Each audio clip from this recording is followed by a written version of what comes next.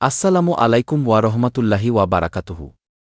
আজকে শোনাব এমন এক হাদিস, শুনে হয়তো তুমি কেঁদে ফেলবে। একজন মানুষ, যার গোনাহ ছিল আকাশ সমান, কেউ ভাবত না সে পাল্টাবে। সে ছিল এক খুনি, করেছে নিরপরাধ বহু মানুষের হত্যা। তার নাম জানে না কেউ, কিন্তু তার কাহিনী কোরআন হাদিসে সত্য।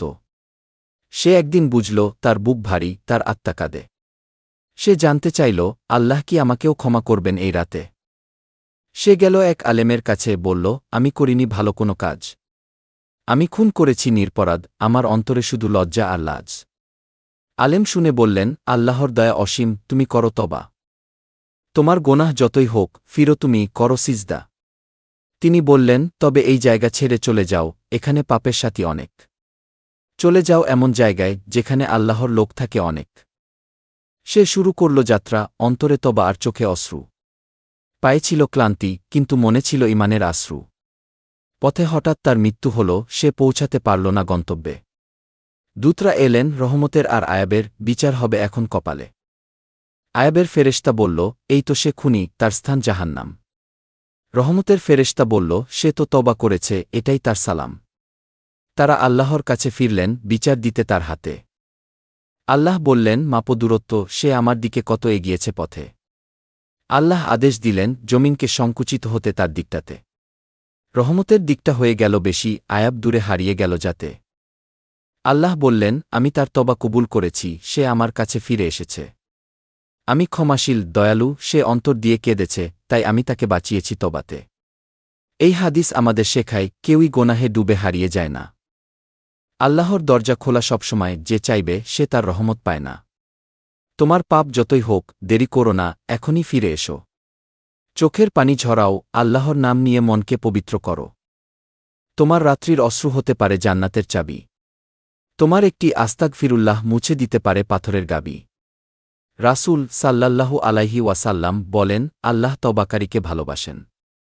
তোমরা যদি গোনাহ না করতে, তাহলে এমন কওম সৃষ্টি করতেন যারা গোনাহ করে তওবা করেন গে। তওবা মানে শুধু কান্না নয়, বরং গোনাহ ত্যাগ করো একান্ত মনে।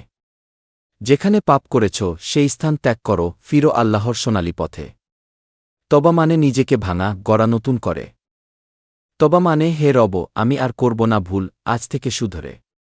আল্লাহ বলেন কুরআনে, হে আমার বান্দারা, যারা নিজেদের উপর জুলুম করেছ, তোমরা আল্লাহর রহমত থেকে নিরাশ হজো না, কারণ আমি সব গোনাহ মাফ করি, নিশ্চয়ই আমি গফুরুর রাহিম। এই দুনিয়া ত্যাগ করার আগে তুমি যদি তওবা করো, আল্লাহ প্রতিশ্রুতি দিয়েছেন, তিনি তোমাকে মাফ করবেন, জান্নাতে জায়গা দিবেন দরদভরে। তওবার দরজা বন্ধ হবে যখন রূহ গলা পর্যন্ত পৌঁছে। তাই দেরি করো না ভাই, আজকেই রাত্রি জেগে কেঁদে ফেলো পাছে। এমন রাত বেছে নাও, যখন সবাই ঘুমায়। তখন আল্লাহ বলেন, কে আছে আমার কাছে কিছু চাইতে চায়? তুমি বলো, হে রব, আমি ফিরতে চাই তোমার কাছে। আমি অনেক ভুল করেছি, আজ তুমি দাও তোমার রহমত, একটুখানি পাশে। তোমার চোখের অশ্রু, তোমার মনের কান্না আল্লাহ জানেন। তুমি যদি আন্তরিক হও, তবে আল্লাহ বলবেন, ও আমার প্রিয় বান্দা, আমি তো সব জানি, আমি মাফ করলাম তোমার জীবন। শুনো ভাই, এই হাদিস আমাদের জন্য জাগরণের ঘণ্টা। এই গল্প শুধু অতীত নয়, এটা হতে পারে তোমার নিজের গল্প আজ রাতে। তোমার হৃদয়ে যদি এখন একটু নরমতা আসে, তবে আল্লাহর দিকে ফিরে এসো, আকাশের মালিক তোমার পাশে। কারণ তিনি প্রতিশ্রুতি দিয়েছেন, যে আমার দিকে এক কদম এগিয়ে আসে, আমি তার দিকে 10 কদম এগিয়ে যাই, আমি তাকে ভালোবাসি আমার ভালোবাসার পাশে। এই হাদিস আমাদের শিখায়, কেউ গোনাহে চিরস্থায়ী নয়। আল্লাহ চান তুমি ফিরে এসো, তার দয়া হবে অশেষ অশেষ হয়।